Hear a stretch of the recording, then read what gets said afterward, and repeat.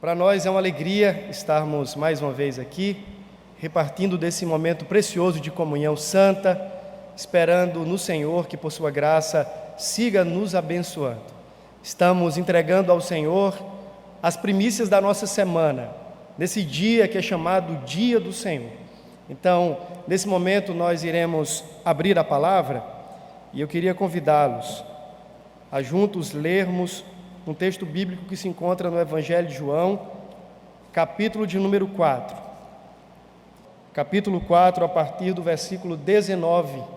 Se você puder colocar-se de pé, vamos mais uma vez ler a palavra do Senhor. Eu estarei lendo as Escrituras e peço que você acompanhe em sua própria Bíblia.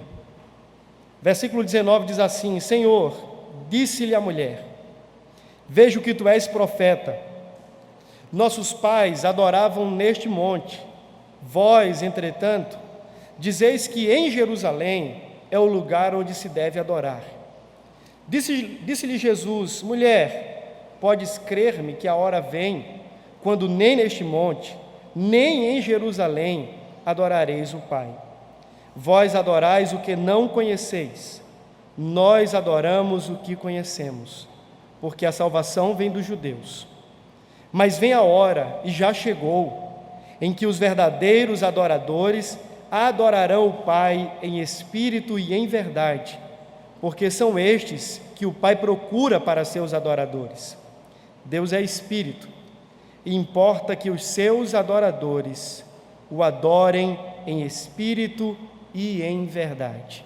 Você pode sentar. A.W. Tozer, em certa ocasião, afirmou que a adoração é a ocupação normal, habitual dos seres criados. Por trás desta tese em miniatura está um pressuposto. A Bíblia toda presume que todos e que toda criatura, toda criação deve servir ao propósito da adoração do nome de Deus. Tudo foi criado intrinsecamente religioso. O núcleo central, o âmago da existência humana não é o cérebro, não é a mente, não é a psique, não é a inteligência, é o coração. E quando eu falo do coração, não estou falando apenas deste órgão físico, estou falando do centro da adoração. Deus fez seres religiosos para entrarem numa relação de adoração consigo mesmo, no caso, com Ele. Então, essa é uma tese básica. Tudo que existe, tudo que há, tudo que foi criado, o foi para a adoração e glória do nome do Criador. Em especial, você e eu, que somos feitos e que fomos feitos à sua imagem e semelhança, como coroas da sua própria criação. Entender isso é importante, meus irmãos, porque nos faz lembrar que o tempo todo nós estamos adorando algo ou alguma coisa. E nos faz também entender que nem toda a adoração, em especial por conta da maculação do pecado, da presença do pecado no mundo, nem toda a adoração é verdadeira adoração. Uma vez que nós fomos criados para adorar, e isso nos é intrínseco a quem nós somos, então nós estamos o tempo todo demandando adoração para algo ou para alguém, senão para nós mesmos. A pergunta é se a destinação da nossa adoração está em Deus. Se Deus é o objeto último para onde estamos endereçando a nossa mais profunda devoção de vida, ou se estamos fazendo em outra direção, para deuses caricaturados em nossa cultura, ou mesmo forjados no nosso imaginário. A pergunta é: a quem nós estamos adorando?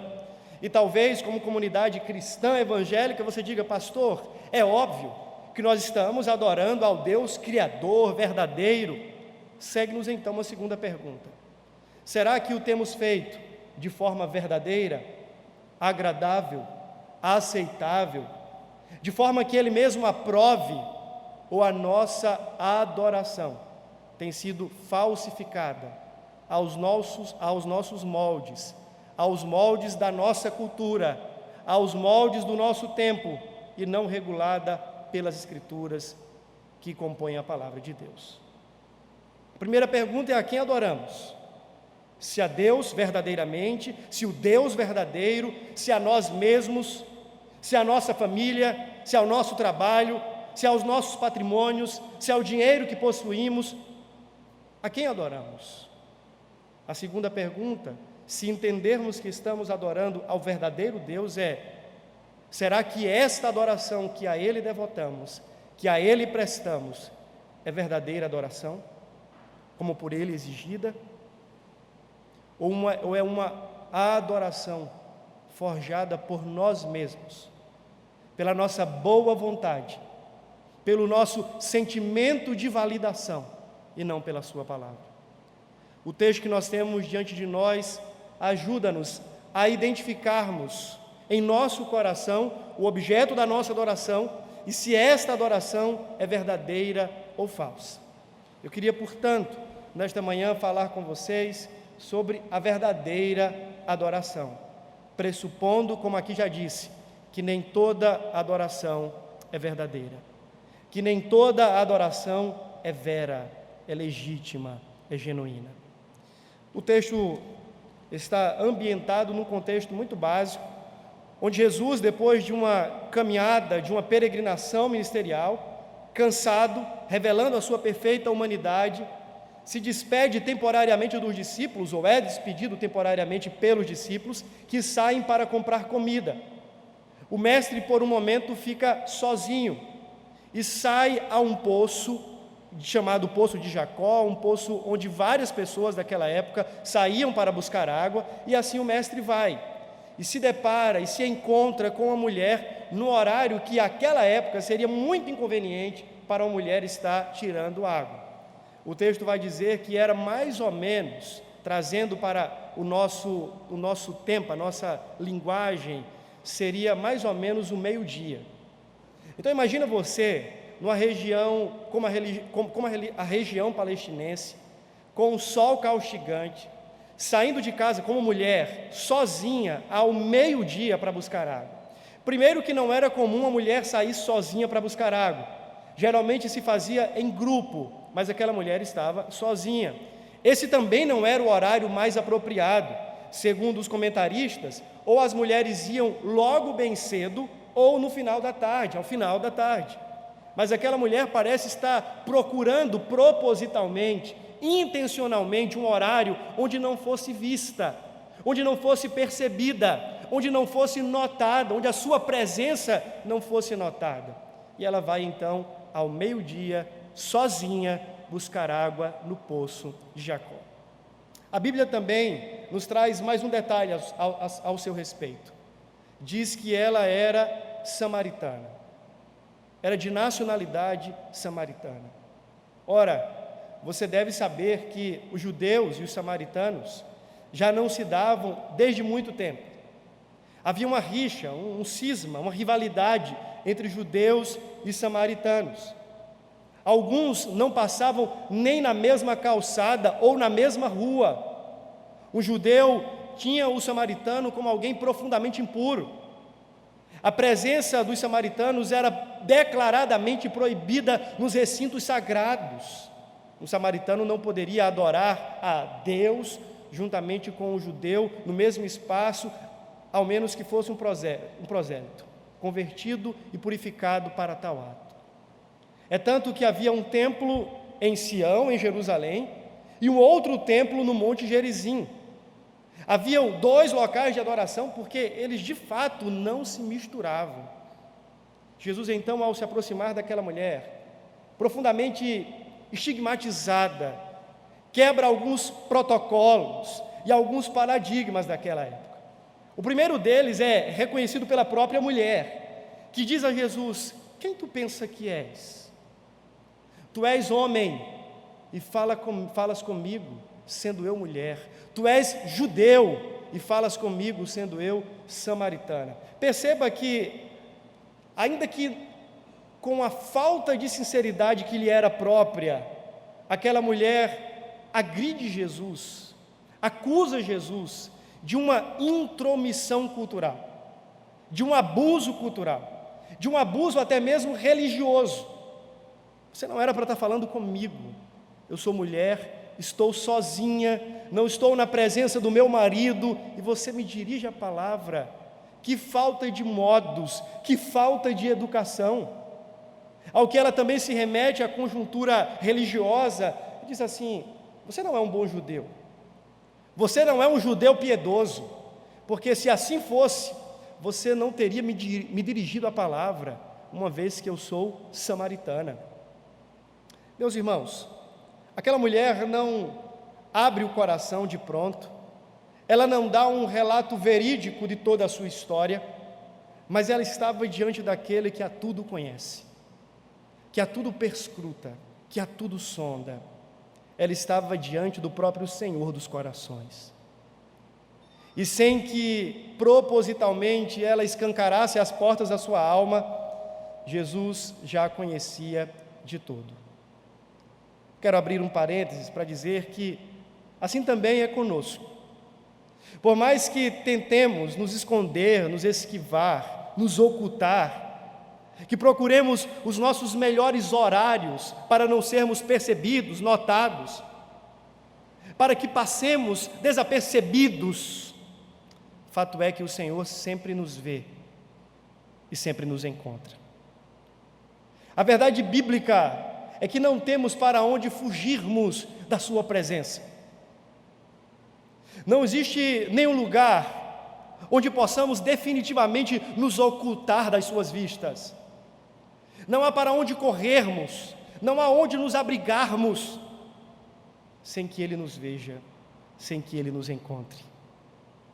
Aquela mulher naquele dia não foi encontrada ocasionalmente pelo Mestre. Nós não cremos nisto.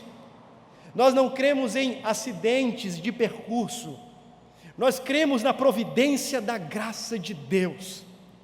E cremos que foi por essa providente graça que Cristo foi ao encontro daquela mulher pecadora, tentando se ocultar, tentando se omitir das vistas humanas. Jesus foi ao encontro dela pela providência e pelo propósito da graça. Você pode estar aqui hoje dizendo assim: ah, pastor, ninguém sabe nem um terço da minha história. E eu quero dizer, há alguém que sabe. O Senhor dos corações, Jesus. Ele sabe o que se passa, para além do verniz, para além da maquiagem, para além das folhagens, para além dos arbustos que você tem trazido para cima de si, a fim de ocultar-se. Ele é aquele que conhece o seu coração. Ele é aquele que sonda a sua vida nesta manhã. Mas ainda dentro deste parênteses, há uma outra verdade que chama a minha atenção. É a de que o movimento do Evangelho é estabelecido no texto. Na verdade, isso é um paradigma do próprio Evangelho. É Cristo vindo, ou Cristo indo ao encontro dos pecadores, e não o contrário acontecendo. O paradigma do Evangelho, diferente da mentalidade da própria religião, não é das iniciativas humanas saindo ao encontro do divino. O paradigma do Evangelho é que Deus veio ao encontro dos homens pecadores. O paradigma do Evangelho é que Deus em Cristo se fez carne e veio buscar e salvar o que se havia perdido.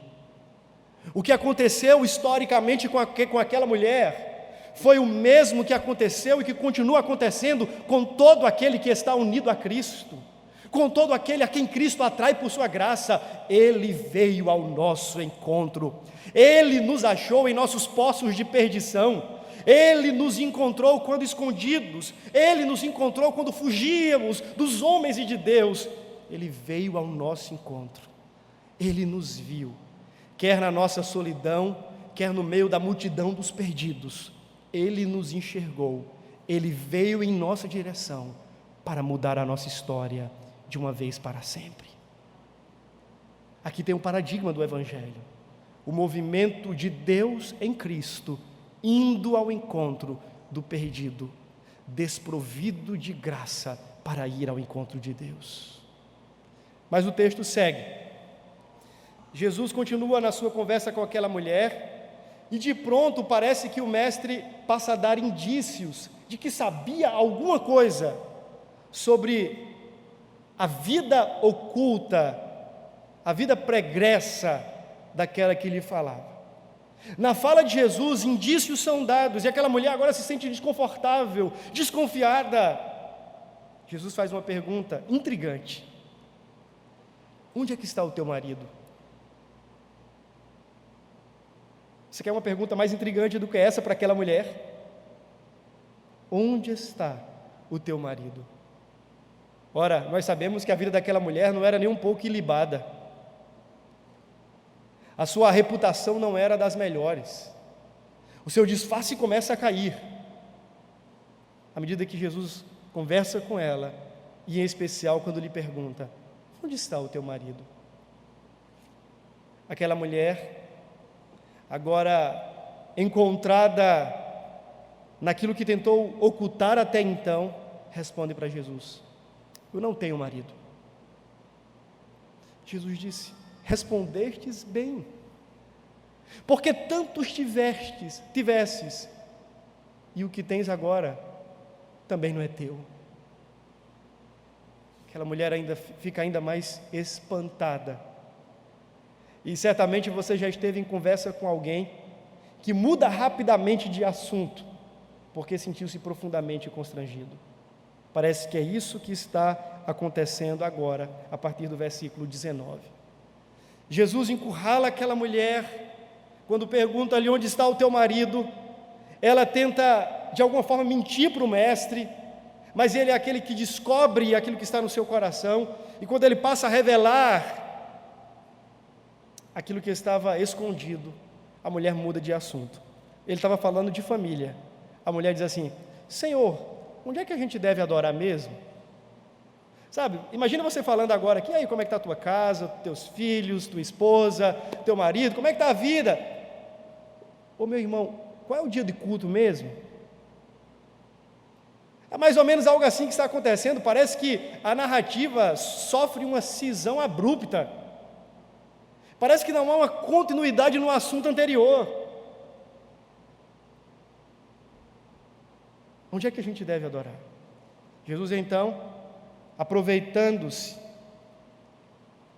da afirmação feita pela mulher, ele ensina a ela e a nós outros sobre os princípios que estabelecem a verdadeira adoração. Senão, vejamos. Volte os seus olhos mais uma vez ao texto, por gentileza. Versículo 19. Senhor, disse-lhe a mulher, vejo que tu és profeta. Olha, ela já está reconhecendo que o Senhor está descobrindo, descortinando aquilo que estava encoberto em seu coração. Aí ela diz, versículo 20: nossos pais adoravam neste monte. E ela está se referindo ao Monte Gerizim.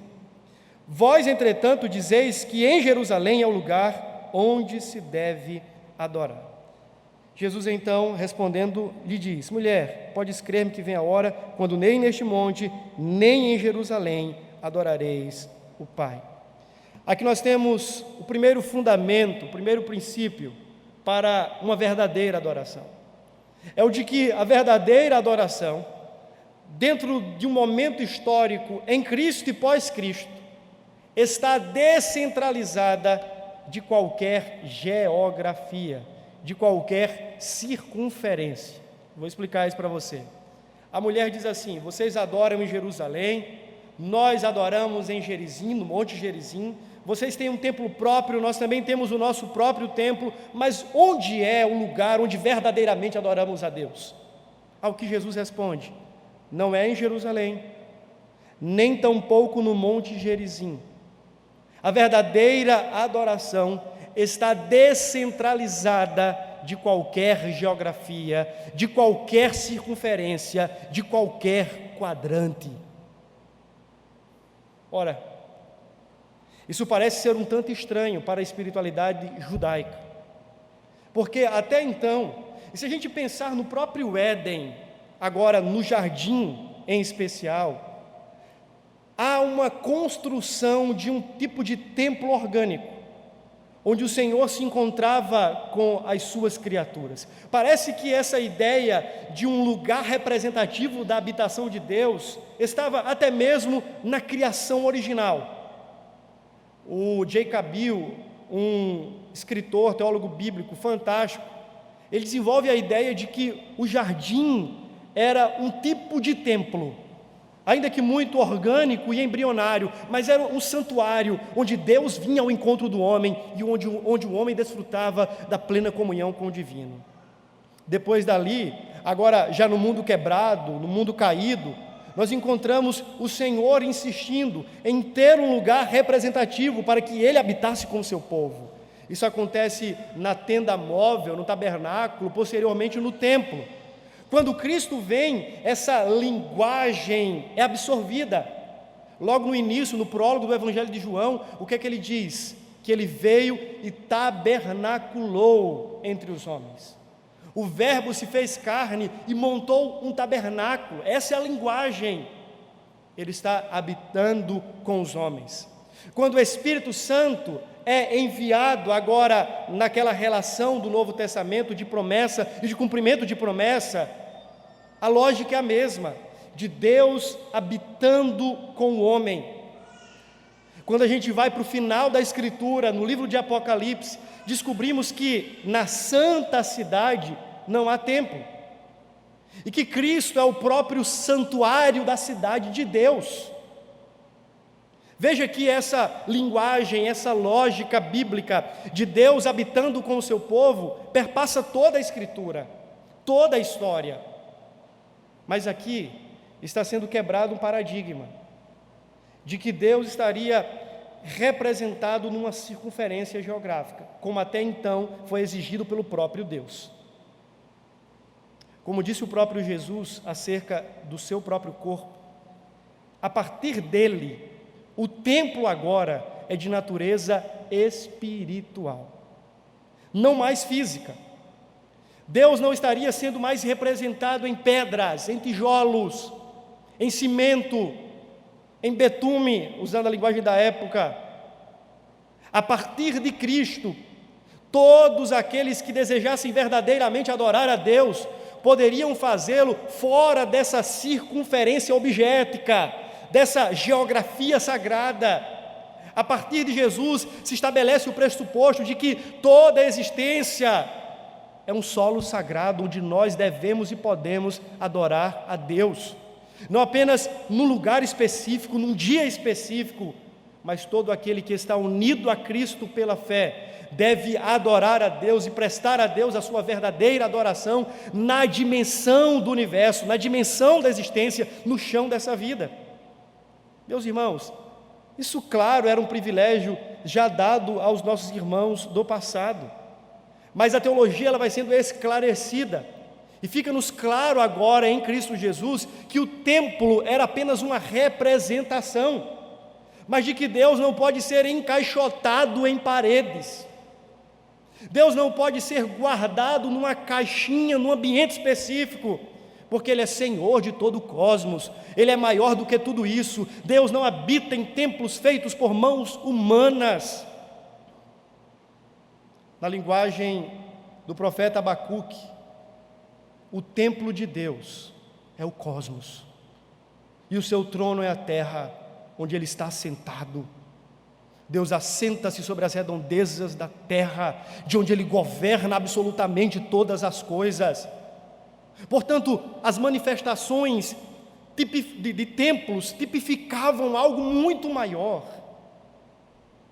E, meus irmãos, que privilégio nós temos, por sabermos que ao sairmos daqui, deste quadrante específico, deste endereço físico, geográfico, devemos e podemos continuar a nossa caminhada até para a nossa casa, em adoração a Deus, em culto a Deus. Ora, eu não estou aqui dizendo que tudo é culto e que isso aqui é igual a tudo que nós fazemos lá fora. Não é sobre isso que eu estou falando. Há sim, na Escritura, um valor especial, significativo para o que nós fazemos quando comunidade reunida, enquanto comunidade reunida. Há uma distinção entre aquele culto que eu presto a Deus enquanto dirijo o meu carro, enquanto eu estou na minha casa com a família, com a minha esposa e meus filhos, deste culto aqui, que é um santo chamamento, que é uma santa convocação. Mas o que eu quero que você entenda é que a sua adoração a Deus não pode e não deve ficar circunscrita a um lugar, a um horário e a um momento na sua semana. Você deve viver toda a vida no chão da existência como um ato e como uma expressão de adoração a Deus, porque para isso você foi criado. Você deve adorar a Deus em todo e qualquer lugar onde o Senhor lhe plantou.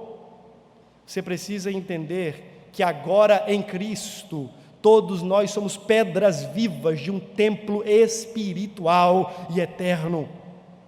Pode ser agora debaixo de uma mangueira, pode ser à luz do luar, pode ser na beira da praia, na orla, pode ser dentro dos matos numa floresta, seja lá onde for, Deus será encontrado por aqueles que o buscam em Cristo Jesus, porque o templo em Cristo Jesus é espiritual.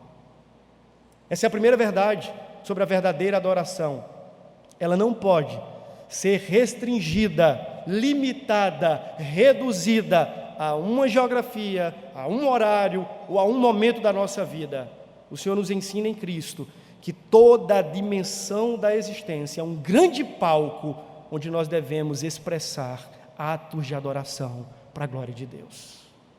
Mas há uma segunda verdade que aparece-nos nesse texto ainda. Veja por gentileza comigo o versículo 22. Vós adorais o que não conheceis.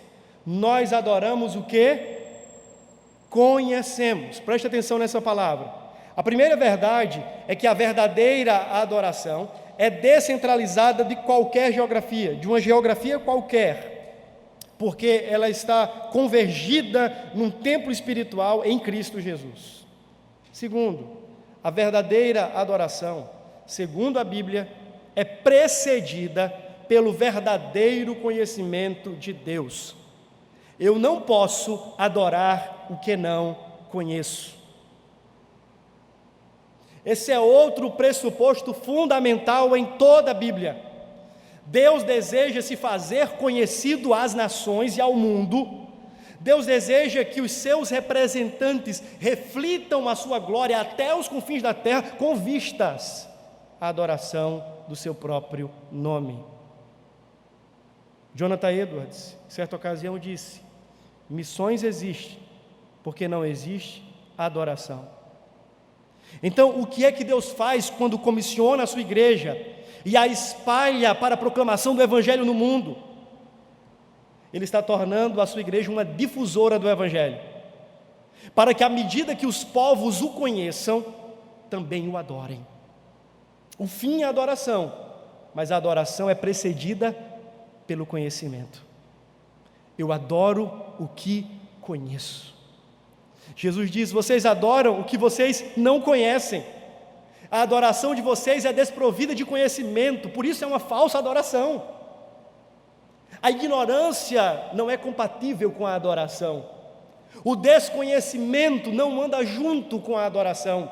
Eu preciso, portanto, conhecer e prosseguir conhecendo ao Senhor, pois quanto mais o conheço, melhor o adoro. Diferente do que muitos dizem, que a teologia, que o muito saber esfria o coração, meus irmãos, isso é contrário à premissa apresentada pelo texto, de que quanto mais eu conheço as Escrituras, quanto mais eu conheço o Senhor, mais ardor haverá em meu coração para adorá-lo. Quanto mais eu sei acerca dos seus atributos, da sua grandeza, do seu poder, das suas maravilhas, quanto mais eu sei acerca de quem Ele é, do que Ele fez, do que Ele está fazendo na história, mais admirado fico, mais maravilhado fico, um sentimento de profundo prazer e deleite ocorre em meu coração para prestar a este Deus a minha adoração. Posso ser equivocado, mas parece-me que foi Albert Einstein que, no exame do universo, chegou à conclusão de que os cristãos não conhecem o Deus a quem adoram. Porque se eles, na linguagem do cientista, se eles vissem o que eu vejo, se eles soubessem acerca do universo, aquilo que eu sei, eles seriam muito mais profundos na devoção. Porque essa é a lógica. A adoração é precedida pelo conhecimento. Mas, irmãos, como conhecemos a Deus? Essa é uma pergunta que precisa de resposta à luz da tese levantada. Como conhecemos a Deus? Ora, nós sabemos que Deus se revela na sua criação, fato. Os céus proclamam a glória de Deus, o firmamento anuncia as obras do seu poder. Há uma declaração visual estampada de canto a canto no mundo, afirmando os atributos invisíveis de Deus. Mas por ocasião da nossa cegueira espiritual, a criação, ainda que perfeita na sua estrutura, se torna insuficiente para revelar-nos o conhecimento necessário para a salvação. Porque os nossos olhos estão vendados pelo pecado, em especial para aqueles que não estão em Cristo Jesus. Precisávamos então de uma revelação mais especial, onde o nosso conhecimento de Deus fosse mais seguro e assegurado. E o que é que Deus fez? No decorrer da história, Ele registrou os seus feitos e discursos nisso que nós temos hoje como Escritura. É aqui, meus irmãos, que nós conhecemos o Senhor e que prosseguimos em conhecê-lo. Se a verdadeira adoração é precedida pelo verdadeiro conhecimento, poderíamos então deduzir que quanto mais conhecemos das Escrituras, que é a fonte do verdadeiro conhecimento de Deus, mais desejosos nos tornamos para adorá-lo em conformidade com a palavra conhecida. Crentes analfabetos de Bíblia são crentes defeituosos na vida de adoração. Meus irmãos, o convite, portanto, do texto é para que conheçamos o Senhor. E você precisa avaliar o seu coração nessa manhã. Qual é a sua relação de compromisso com a Escritura? Qual é a sua relação de compromisso com a Bíblia? O quanto dela está sobre você? E o quanto de você está sobre ela todos os dias? Quanto da Bíblia permeia as suas decisões, as suas incursões de vida? Não espere que anjos desçam dos céus falando-lhe sobre o Criador, porque isso não haverá de acontecer. A Escritura é a revelação que nós temos para avançarmos no conhecimento de Deus. Sim, é verdade que nós temos uma outra revelação, a revelação plena de Deus em Cristo Jesus. Mas, meus irmãos, ainda que Cristo esteja presente espiritualmente no nosso meio, nós não temos como, da mesma maneira que Ele vivenciou entre os apóstolos e discípulos no seu ministério terreno, nós não temos como chamá-lo para tomar um café e perguntar: Jesus, como é que é esse negócio de reino de Deus? Ele está conosco quando a gente toma café, presente no seu espírito, fato. Mas a nossa relação é diferente da relação dos discípulos e apóstolos com Ele no tempo do seu ministério terreno. É óbvio que é diferente. Se então não temos mais a presença do Jesus encarnado conosco, mas Ele está em nós no Espírito, como então seguiremos aprendendo acerca de Deus? E a resposta é a mesma: pela espada do Espírito. O Espírito nos ensina estas coisas. Portanto, se você quer ser um adorador melhor, seja um crente mais bíblico. Saia daqui dizendo assim: essa semana eu me devotarei mais tempo do meu dia para a leitura e meditação das Escrituras, porque eu sei que isso me fará um adorador melhor. Saia daqui dizendo assim: Senhor, implanta no meu coração um desejo mais profundo de fome e sede pela Tua palavra, porque eu sei que quanto mais do Senhor eu conhecer, mais maravilhado ficarei e mais legitimamente te adorarei. Porque a verdadeira adoração é precedida pelo verdadeiro conhecimento de Deus, que para nós revela-se em sua palavra. Não em sonhos, não em anjos, não em visões, mas na Escritura, Antigo e Novo Testamento. Amém? Terceiro e último princípio da verdadeira adoração. Quanto à verdadeira adoração, precisamos entender que esta está descentralizada de qualquer geografia. Isso é uma lógica apresentada pelo texto, pelo próprio Cristo, e na teologia bíblica isso fica claro. Segundo, que ela é precedida pelo verdadeiro conhecimento de Deus. E por fim, esta verdadeira adoração, ela precisa ser em conformidade com o ser de Deus. E eu vou explicar isso para você. Ela é descentralizada de uma geografia qualquer, é precedida pelo verdadeiro conhecimento e ela é em conformidade com o ser de Deus. Voltemos os olhos ao texto mais uma vez. Vem a hora, e já chegou. Essa é uma linguagem joanina que apontava para a cruz de Cristo. Geralmente, quando essa expressão aparece, e ela só aparece com João nestas conotações, está apontando para a hora da cruz. Essa hora é a hora da cruz. A hora da cruz está se aproximando. Vem a hora, e já chegou, em que os verdadeiros adoradores adorarão o Pai em espírito e em verdade. Por quê? Porque são estes que o Pai procura para seus adoradores. Versículo 24. Deus é espírito, e importa, portanto, que os seus adoradores o adorem, ele repete, em espírito e em verdade. Há diferentes interpretações para a expressão espírito e verdade. Há aqueles que dizem que adorar a Deus em espírito é adorar a Deus com todo o seu ser, com o mais profundo do seu coração, com a mais íntima das suas motivações. Eu creio que essa não é a melhor interpretação. Um dos pontos da hermenêutica é de que a Bíblia interpreta a Bíblia. A Escritura interpreta a Escritura. Ora, no versículo de número 24, diz que Deus é Espírito. É uma atribuição do ser de Deus. Deus é Espírito, Deus é luz e Deus é amor. São três declarações que definem, entenda a lógica, uma ontologia de Deus. Deus é, não está falando aqui de um atributo, por exemplo, Deus quando fala de bondade, de onipotência, de onisciência, aqui a ideia não é essa, não é de uma atribuição do ser de Deus, mas do próprio ser.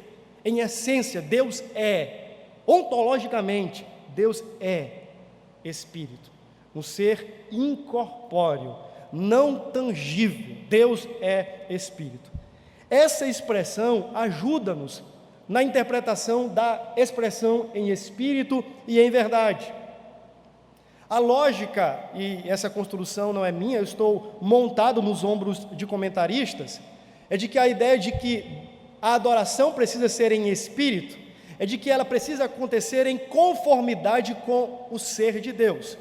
E isso só é possível para aqueles que têm parte com Deus, por meio do Espírito. Ser mais claro ainda. Em outras palavras, adorar a Deus em espírito é adorar a Deus por meio do seu próprio Espírito. De modo que a verdadeira adoração só é possível para os nascidos de novo. João capítulo 3. Quem não tem o Espírito, quem não provou desse Espírito, quem não nasceu deste Espírito, pela ação desse Espírito, não pode adorar a Deus em Espírito, porque Deus é Espírito.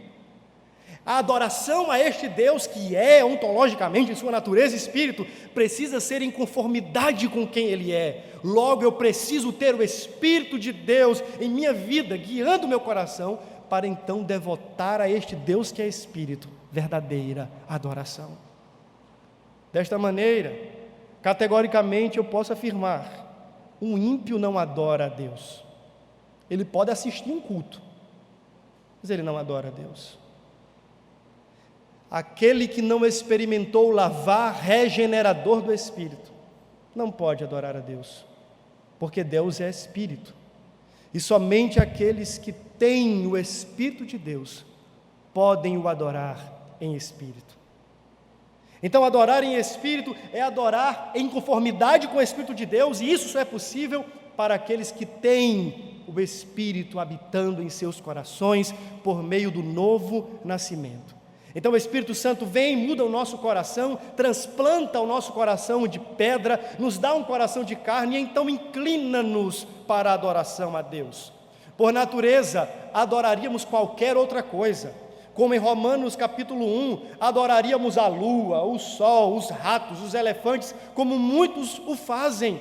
Adoraríamos sobretudo o nosso próprio coração, seríamos eulátricos, adoradores de nós mesmos. Mas por que então adoramos a Deus? Só há uma resposta, meus irmãos: é porque o Espírito que em nós habita, o Espírito que nos foi outorgado, clama dentro de nós, Abba, Pai, e nos inclina para que adoremos agora, não os falsos deuses, mas o verdadeiro Deus. A verdadeira adoração, portanto, em espírito e em verdade, só é possível porque o Espírito de Deus tem destronado os ídolos do nosso coração e trazido sobre nós a certeza do senhorio de Cristo. Então esse Espírito que em nós habita nos conduz à adoração do nome de Deus. E o que é então adorar a Deus em verdade? No livro de João, a palavra verdade pode estar atrelada a duas coisas. Na verdade, uma coisa e uma pessoa. A palavra verdade pode ser um sinônimo adotado para a própria pessoa de Cristo. Ele é o Verbo cheio de graça e verdade. Ele é o caminho, a verdade e a vida, o caminho verdadeiro. Mas também a palavra verdade pode apontar para a verdade declarada, para a palavra que é a verdade. Seja como for, seja pensando na palavra como discurso, ou na palavra encarnada, em ambos os casos, verdade converge para Cristo. Seja o discurso, seja a própria palavra, o Logos encarnado. Na teologia joanina, palavra é uma convergência, verdade é algo que converge para Cristo, na sua pessoa e no seu discurso. Conecte isso agora com a expressão, a hora vem e já chegou. Ora, Cristo, volta a dizer, estava falando sobre a hora da sua entrega vicária na cruz do Calvário. Adorar a Deus em espírito e em verdade. Há quem diga que adorar a Deus em verdade, e essa é uma verdade, só não acho que a melhor interpretação, mas é uma verdade, seria adorar a Deus, tendo esta adoração regulada pela sua verdade, que é a sua palavra. E aqui eu quero dizer algumas coisas sobre isso. Meus irmãos, numa cultura latina como a nossa, somos muito sensacionalistas e dizemos assim, pastor, o que Deus quer na minha adoração mesmo é o meu coração. Se eu tiver boa intenção, presbítero Ítalo, eu sei que Deus vai receber a minha adoração, porque é o meu coração que Deus quer. Meus irmãos, vocês devem lembrar de um episódio em que estavam carregando a Arca da Aliança em uma carroça de boi.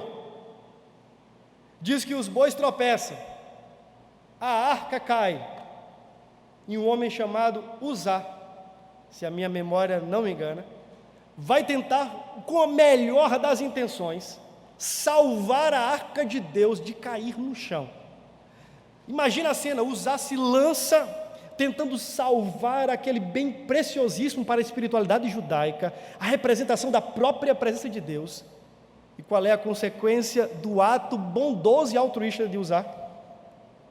Fulminado. Deus o mata. Mas que coisa estranha, não? A melhor das intenções. Mas por que então ele foi fulminado, consumido? A resposta é muito prática e bíblica. Porque, usando uma linguagem que não é a bíblica, somente uma casta poderia fazer isso. somente levitas poderiam carregar a arca do Senhor. Era prescrição de Deus. Deus então, atendendo a sua própria ordenança, fulmina usar, a despeito das suas boas intenções. Porque a adoração, irmãos, ela é regulada pelas prescrições de Deus. Deus não apenas diz assim, me adorem, Ele diz como quer ser adorado. E não cabe a nós, na melhor da nossa criatividade, na nossa imaginação, na nossa engenhosidade, supormos que desta outra maneira Deus se servirá melhor da nossa adoração, porque não o fará. Deus diz assim, me adorem com exclusividade, e eu vou dizer como vocês devem me adorar. Não inventem a moda da adoração, apenas me adorem, tal qual lhes tenho prescrito em minha palavra. Poderíamos então, como uma implicação da verdade, entender dessa forma. Mas a palavra verdade aqui parece ainda, de forma mais aproximada com a hermenêutica do texto, apontar para a própria obra de Cristo e pessoa de Cristo. De modo que a lógica é, eu só posso adorar a Deus em Cristo e por Cristo Jesus. Meus irmãos, fora de Cristo, a parte de Cristo, não há como adorarmos a Deus. Porque na verdade, a parte dele, todos nós estamos mortos, terrivelmente mortos. Não há como, portanto, prestarmos verdadeira adoração, estando nós mortos. E aqui é algo fantástico. A nossa adoração em Cristo e por Cristo é possível, porque antes de tudo, a adoração de Cristo na cruz, porque você lembra que na oferta de Cristo, Ele é sacerdote e oferta ao mesmo tempo? Ali é um ato de ofertório. Cristo está ofertando-se, entregando-se em lugar dos pecadores, em específico do seu povo. A adoração de Cristo foi exitosa, satisfatória e aceitável diante de Deus. Ele, como ovelha, como cordeiro sem mancha, sem mácula, sem defeito, entregou-se naquela hora, a hora da cruz. E como no templo, as ofertas eram misturadas com incenso para tirar o odor, e o incenso subia, e o texto diz que subia às narinas de Deus, e quando a oferta lhe era aceitável, era como oferta suave. Sabe por que nós podemos adorar a Deus em verdade? Porque a própria verdade de Deus se fez oferta em nosso lugar, e a sua oferta foi completa, a sua oferta foi perfeita, a sua oferta foi aceitável. Quando? Na hora da cruz, quando Ele entregou-se em lugar de todo aquele que vier a crer no seu nome. Agora, unidos a Ele pela fé, nós temos a certeza de que a nossa adoração também será aceita por Deus. Não por causa da nossa engenhosidade, criatividade, ou mesmo por causa das nossas boas intenções, mas por causa de Cristo, a verdade eterna que se ofereceu em nosso lugar como oferta perfeita. Porque Ele se ofertou, porque a sua oferta foi aceita, eu posso adorar a Deus em verdade, por meio dEle e unido a Ele. Portanto, adorar a Deus em espírito e em verdade é adorar a Deus em Cristo, por Cristo, na ação do Espírito Santo. De modo, meus irmãos, que o texto encerra, dizendo que o Pai está à procura destes. Destes quem? Destes que entendem que a adoração a Deus é descentralizada de qualquer geografia. Destes que entendem que precisam conhecer e prosseguir conhecendo o Senhor para melhor o adorarem. Destes que estão unidos a Cristo, o verdadeiro sacerdote e oferta. Destes que nasceram de novo pelo Espírito, e no Espírito então foram habilitados para adorar. O Pai está à procura deste tipo de adorador. É interessante que diz que o Pai não está procurando adoração. Porque, irmãos, adoração o Senhor já tem a melhor de todas nos recintos celestiais. Diz que Ele está procurando adoradores, porque a adoração é um negócio que envolve pessoalidade, relação com Ele. Não é algo que nós fazemos apenas como serviço. Tipo assim, Deus, aqui está meu culto, a minha oferta, está aqui. Não. Ele se relaciona com aqueles que o adoram. Por isso Ele procura gente, Ele procura adoradores, e não apenas adoração.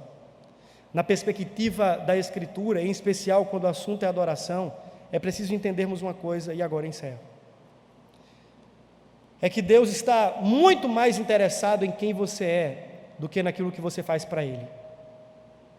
Deixa eu dar um texto bíblico que corrobora a minha fala. Diz que Deus rejeitou Caim e a sua oferta. Deus aceitou Abel e a sua oferta. Porque Deus está mais interessado em quem somos do que no que nós fazemos para Ele. Às vezes você pode estar fazendo muita coisa que denota serviços de adoração, mas quem sabe, divorciado de um coração que entende o que é ser adorador. O texto termina, e aquela mulher sai dali não mais constrangida pelo fato de ter tido o seu pecado revelado pelo Senhor dos corações, mas ela sai daquela conversa entusiasmada. Ela precisava contar a outros o que o Mestre havia dito à sua própria alma. Sabe por quê, meus irmãos? É porque a verdadeira adoração sempre nos colocará no caminho da proclamação. O Senhor não deseja que ao sairmos daqui voltemos para as nossas casas cheios, transbordantes, sem que nos apercebamos que muitos estão ainda à nossa volta, como campos brancos para a ceifa, precisando que alguém lhes conte sobre o Senhor dos corações, sobre o Salvador, para que então, conhecendo a Ele, possam conosco tomar parte na adoração dEle. Vamos orar nesse momento? Pai, obrigado pelo privilégio de termos a Tua Palavra e de por ela sermos ensinados, confrontados e também encorajados. Ó Deus, faça uso da mensagem que ora foi proclamada para corrigir-nos aos Teus propósitos, para trazer os nossos corações à obediência à Tua lei. Ó Deus, que o Teu Espírito Santo habilite-nos de modo a respondermos positivamente aos chamamentos que ouvimos da parte do Senhor para nós nesta manhã. Obrigado pela graça que emana da Tua Palavra. No nome e para a glória do Cordeiro Jesus. Amém e amém. Amém.